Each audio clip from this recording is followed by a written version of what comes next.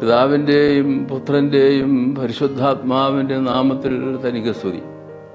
കർത്താവിൽ അനുഗ്രഹീതരെ, ഞായർ പള്ളിക്കൂടത്തിലെ എൻ്റെ കുഞ്ഞ് കൂട്ടുകാരെ, നമ്മുടെ കർത്താവായ യേശു ക്രിസ്തു പർവ്വത പ്രസംഗം എന്ന പ്രസിദ്ധമായ ആ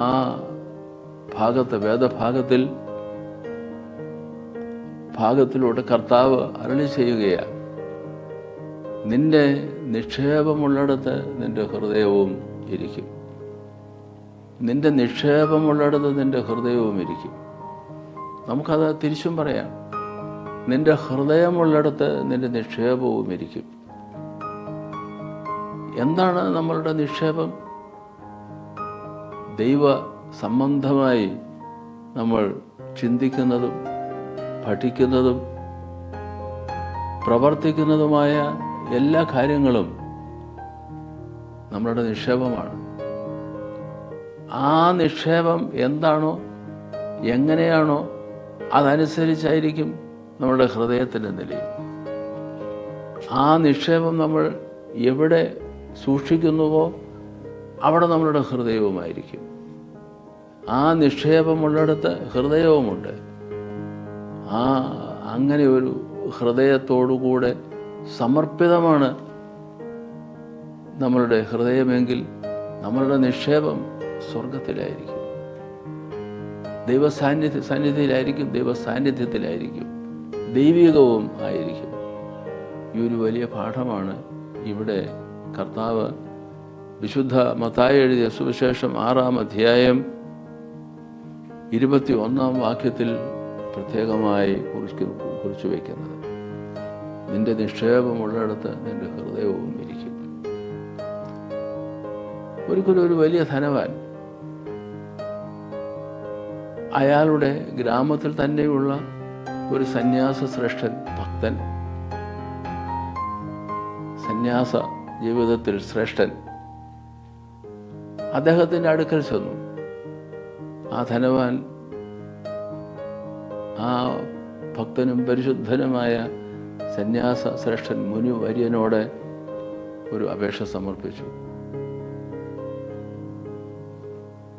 ഗുരുവേ, അങ്ങ് എൻ്റെ ഭവനത്തിൽ വരണം. അതിനൊരു ദിവസവും പറഞ്ഞു. ആ സന്യാസ ശ്രേഷ്ഠൻ പറഞ്ഞു, ഞാൻ വരും. അങ്ങനെ അനുസരിച്ച് ആ വാക്ക് പാലിച്ച് സന്യാസ ശ്രേഷ്ഠൻ ഒരു സന്ധ്യയ്ക്ക് ആ ധനവാന്റെ ഭവനം സന്ദർശിക്കുന്നു. ധനവാൻ ഗുരുവിൻ്റെ ആ സന്ദർശനം ഒരു അത്ഭുതകരമായ ഒരു നിമിഷമായി മാറ്റുവാൻ എല്ലാ സന്നാഹങ്ങളും ഒരുക്കി.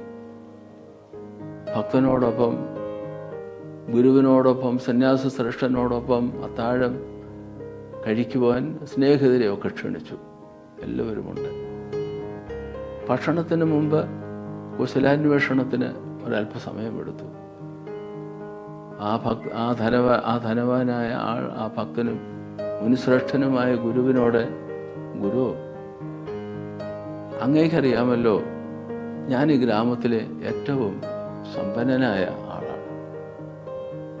അങ്ങ് എന്നോട് എന്ത് ആവശ്യപ്പെട്ടാലും ഞാനത് അങ്ങേക്ക് തരും, സംശയമൊന്നുമില്ല. അങ്ങയുടെ ജീവിതത്തിൽ ഞാൻ ആകൃഷ്ടനായിരിക്കുന്നു. എനിക്ക് വളരെ വിശ്വാസമുണ്ട്. അങ്ങ് എന്താവശ്യപ്പെട്ടാലും ഞാൻ അത് നൽകും എന്ന് വീണ്ടും ആവർത്തിച്ചു. ഒരല്പനേരം ശാന്തമായി ഒരു മൗനം പാലിച്ചു. എന്നിട്ട് ആ ധനവാനോട് മുനിശ്രേഷ്ഠൻ പറയുകയാണ്, നീ ഒരു മൊട്ടുസൂചി എടുക്കൂ, ബ്രിങ് മീ എ പിൻ. ഒരു മൊട്ടുസൂചി എടുത്തുകൊണ്ടുവരൂ, ഒരു പിൻ എടുത്തുകൊണ്ടുവരൂ. അത്ഭുതപ്പെട്ടു. അദ്ദേഹം ഒരു മൊട്ടുസൂചി കൊണ്ടുവന്ന് ഗുരുവിൻ്റെ നിവർത്തിപ്പിടിച്ച കരങ്ങളിൽ വെച്ചു കൊടുത്തു. ഒരു നിമിഷം ശാന്തനായിരുന്ന ശേഷം ആ ഗുരു ആ മൊട്ടുസൂചി ധനവാന്റെ കയ്യിലേക്ക് മടക്കി കൊടുത്തു. എന്നിട്ട് ഇങ്ങനെ പറഞ്ഞു, ഞാൻ ഈ ലോകം വിടും, നീയും ഒരവസരം ഈ ലോകം വിടും. ഈ ജീവിതത്തിന് ശേഷം മറ്റൊരു ജീവിതമുണ്ട്. ഈ ജീവിതത്തിൻ്റെ തുടർച്ചയായി, ഒരവസ്ഥാന്തരമായി അതിശ്രേഷ്ഠമായ ഒരനുഭവത്തിലേക്ക് പ്രവേശിക്കുകയാണ് മരണത്തിലൂടെ. ഞാനും നീയും അതിലൂടെ കടന്നു പോകും. ഒരു കാര്യം ചെയ്യണം, ഈ ലോകം വിട്ട് കഴിയുമ്പോൾ നമ്മൾ സ്വർഗത്തിൽ ചെല്ലുമല്ലോ. അവിടെ നമുക്ക് പരസ്പരം കാണാം. ശ്രദ്ധിച്ചുകൊള്ളൂ, അവിടെ നമ്മൾ പരസ്പരം കാണുമ്പോൾ ഞാൻ സൂക്ഷിക്കുവാൻ തന്ന ഈ മൊട്ടുസൂചി നീ എനിക്ക് അവിടെ വെച്ച് തിരികെ തരണം. ഈ ധനവാൻ അത് ശ്രദ്ധിച്ചു. ഇവിടം വിട്ട് സ്വർലോകത്തിലേക്ക് ചെല്ലുമ്പോൾ അവിടെ ഈ മുട്ടുസൂചിക്ക് എന്താണ് പ്രസക്തി? അപ്പോൾ ധനവാൻ വിചാരിച്ചു, ഈ ഗുരു എന്നെ കളിയാക്കുകയാണോ, തമാശയായിട്ടെടുക്കുകയാണോ എൻ്റെ വാക്കുകൾ? അറിയത്തില്ലേ ഈ മുട്ടുസൂചിക്കൊന്നും അവിടെ വലിയ അർത്ഥമൊന്നുമില്ലെന്ന്, ആവശ്യമില്ലെന്ന്? പിന്നെ എന്തുകൊണ്ടാണ് ഗുരു അങ്ങനെ സംസാരിക്കുന്നത്? ഗുരു വീണ്ടും തുടർന്ന് പറഞ്ഞു, കുഞ്ഞേ, ഈ ലോകം വിട്ട് നമ്മൾ പരലോകത്തിലേക്ക് കടന്നു ചെല്ലുമ്പോൾ ഈ ലോകത്തിൽ നാം ആർജിച്ചു വെച്ച ഒന്നിനും പ്രസക്തിയൊന്നും ഉണ്ടാവുകയില്ല. എന്നാൽ പ്രസക്തി ഉണ്ടാകുന്ന ചില സമ്പാദ്യങ്ങളുണ്ട്. ആ സമ്പാദ്യങ്ങൾ എന്താ? നീ സത്യസന്ധനായിരിക്കണം, നന്മയുള്ളവനായിരിക്കണം, ദൈവ സ്നേഹത്തിൽ വളരുന്നവനായിരിക്കണം. ആ ദൈവസ്നേഹം മറ്റുള്ളവരുടെ ജീവിതത്തിലേക്ക് പകർന്നു കൊടുക്കുന്ന അനുഭവത്തിലുള്ള ആളുമായിരിക്കണം. പ്രയാസങ്ങളിലും പ്രതിബന്ധങ്ങളിലും ഉള്ളവർക്ക് ഒരു നല്ല വാക്ക് കൊടുക്കാൻ, ഒരു കൈത്താങ്ങ് കൊടുക്കുവാൻ നിനക്ക് കഴിയുമെങ്കിൽ അതാണ് നീ സ്വർഗരാജ്യത്തിൽ സൂക്ഷിച്ചു വച്ചിരിക്കുന്ന വലിയ നിക്ഷേപം. ആ നിക്ഷേപമുള്ളിടത്ത് നിൻ്റെ ഹൃദയവും ഇരിക്കും. നിക്ഷേപവും ഹൃദയവും നന്നായി ദൈവഭക്തിയിൽ നിറഞ്ഞിരിക്കുന്നെങ്കിൽ അവിടെ ദൈവസാന്നിധ്യം ഉണ്ടാകും. അതാണ് നമ്മളുടെ ജീവിതത്തിലെ വലിയ സമ്പാദ്യം. ഈ ലോകത്തിലായിരിക്കുമ്പോൾ നമ്മൾ ജീവിക്കണം, നമ്മുടെ കുടുംബം പുലരണം, അധ്വാനിക്കണം.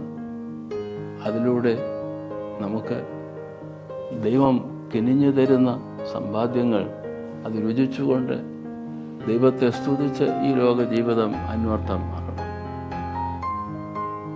ഇല്ലാത്തവർക്ക് വേണ്ടി ദൈവം തരുന്ന അനുഗ്രഹങ്ങളിൽ ഒരു പങ്ക് പകർന്നു കൊടുക്കുവാനുള്ള മനസ്സുമുണ്ടാവണം. അങ്ങനെ ഒരു ഒരുക്കത്തോടുകൂടി ഈ ലോകത്തിൽ ജീവിക്കുമ്പോൾ സ്വർലോകത്തിൽ ദൈവം തന്നെ നമുക്ക് പ്രതിഫലമായി നമ്മളുടെ ജീവിതത്തിലുണ്ടാവും. ദൈവത്തെ മുഖാമുഖം കണ്ട് മാലാഖമാരുടെയും പരിശുദ്ധന്മാരുടെയും ഗണങ്ങളോട് ചേർന്ന് നിൽക്കുവാനുള്ള ഭാഗ്യമുണ്ടാവും. അപ്പോൾ ഈ ലോകത്തിലെ ജീവിതത്തിൽ ദൈവം നമുക്ക് തരുന്ന വലിയ സമ്പാദ്യം എന്താ?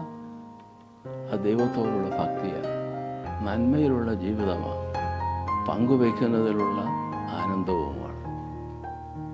അത് നമുക്ക് സമ്പാദിച്ചെടുക്കുവാൻ കഴിയുമെങ്കിൽ ഈ ലോക ജീവിതം അന്വർത്ഥമായി അത് സാക്ഷാത്കരിക്കുകയായി. ഇത് ഒരു വലിയ പാഠമാണ്. ഇവിടെ നമ്മൾ സമ്പാദിക്കുന്നത് ധനമാണെങ്കിൽ, വസ്തുവകയാണെങ്കിൽ, ഭൗതികമായ കാര്യങ്ങളാണെങ്കിൽ അത് ഈ ലോക ജീവിതത്തിന് ശേഷം ഒന്നിനും പ്രയോജനപ്പെടുന്നില്ല. ഒരു മൊട്ടുസൂചി പോലും അവിടെ പ്രയോജനപ്പെടില്ല. പക്ഷെ പ്രയോജനപ്പെടുന്ന ഒരു വലിയ സമ്പാദ്യമുണ്ട്. ആ സമ്പാദ്യം ദൈവഭക്തിയാണ്, സൂചിപ്പിച്ചതുപോലെ നന്മയാണ്, ദൈവകൃപയാണ്. മറ്റുള്ളവർക്ക് വേണ്ടി നമ്മൾ നൽകുന്ന ഒരു കൊച്ചു കൈത്താങ്ങ് പോലും അവിടെ വലിയ പ്രതിഫലമായി ദൈവം തൻ്റെ തന്നെ സാന്നിധ്യവും സംസർഗവും നമുക്ക് വേണ്ടി ഒരുക്കി വെച്ചിട്ടുണ്ട്. കുഞ്ഞുങ്ങളെ, ഇന്നത്തെ ഈ പാഠത്തിലൂടെ നമുക്ക് വലിയ വലിയ ദൂത് ദൈവവചനത്തിലൂടെ കർത്താവ് നമുക്ക് നൽകുകയാണ്. നിൻ്റെ നിക്ഷേപമുള്ളിടത്ത് നിൻ്റെ ഹൃദയവുമിരിക്കും.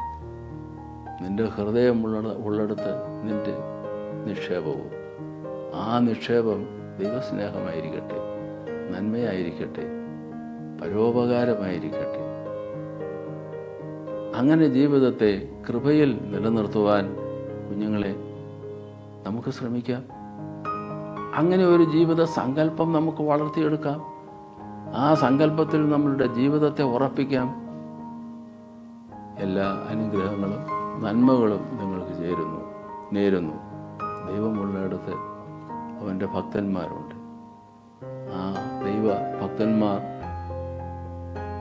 അവരുടെ നിക്ഷേപം ദൈവമാണെങ്കിൽ അവരുടെ ഹൃദയവും അവിടെ ഉണ്ടാവും. ദൈവ സാന്നിധ്യത്തിൽ അവർക്ക് സന്തോഷിക്കുവാൻ കഴിയും. എല്ലാ അനുഗ്രഹങ്ങളും നേരുന്നു. കടാക്ഷിക്കട്ടെ തമ്പുരാൻ എന്ന് പ്രാർത്ഥിച്ച് സമർപ്പിക്കും.